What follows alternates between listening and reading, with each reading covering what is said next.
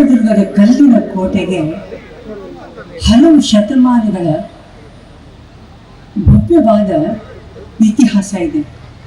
ಶೌರ್ಯ ಸಾಹಸಕ್ಕೆ ಹೆಸರಾದ ಗಂಟೆಗಲಿ ರಾಜ ಯಾರು? ವೀರ ಮದಕರಿ ನಾಯಕರಂತಹ ಮಹಾನ್ ಚೇತನಗಳು ಜನ್ಮ ತಾಳಿದ ಭೂಮಿ ಇದು. ವೀರ ಮಹಿಳೆ ಮೊಡಿಕೆ ಓಬಮ್ಮ ಅವರ ಸಾಹಸ ಧೈರ್ಯ ನಾವು ಮರೆಯೋಕ್ಕೆ ಸಾಧ್ಯವೇ ಇಲ್ಲ. ಹೇಳಬೇಕು ಅಂದರೆ ಚಿತ್ರದುರ್ಗನ ಮರೆಯೋಕ್ಕೆ ಸಾಧ್ಯ ಇಲ್ಲ.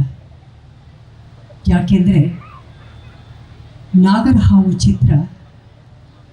ಚಿತ್ರೀಕರಣ ಆಗಿದ್ದು ಈ ದುರ್ಗದಲ್ಲಿ. ಅದರಲ್ಲಿ ರಾಮಾಚಾರಿಯಾಗಿ ನಟಿಸಿದ ಡಾಕ್ಟರ್ ವಿಷ್ಣುವರ್ಧನ್ ಅವರನ್ನು ನಾವು ಮರೆಯೋಕ್ಕಾಗೋದೇ ಇಲ್ಲ. ಇವತ್ತಿನಿಗೂ ಅವರು ಎಲ್ಲರ ಹೃದಯದಲ್ಲಿ ಜೀವಂತವಾಗಿದ್ದಾರೆ. ಇದಕ್ಕಿಂತ ಇನ್ನೇನು ಬೇಕು ಹೇಳಿ? ಮನುಷ್ಯ ಏನು ಸಾಧಿಸ್ತಾನೆ? ಈ ಪ್ರೀತಿನ ಒಂದೇ ಸಾಧಿಸೋಕ್ಕೆ ಸಾಧ್ಯ. ಸರ್ವಸ್ವವೂ ಈ ಪ್ರೀತಿನೇ. ಆ ಪ್ರೀತಿ ಒಂದೇ ನಮ್ಮನ್ನು ಜೀವಂತವಾಗಿರೋದು, ಉಳಿಸೋದು ಎಲ್ಲನೂ. ಆ ಪ್ರೀತಿ ಇಲ್ಲ ಅಂತ ಹೇಳಿದ್ರೆ ನಾವು ಯಾರೂ ಇರೋಕ್ಕೆ ಸಾಧ್ಯನೇ ಇಲ್ಲ.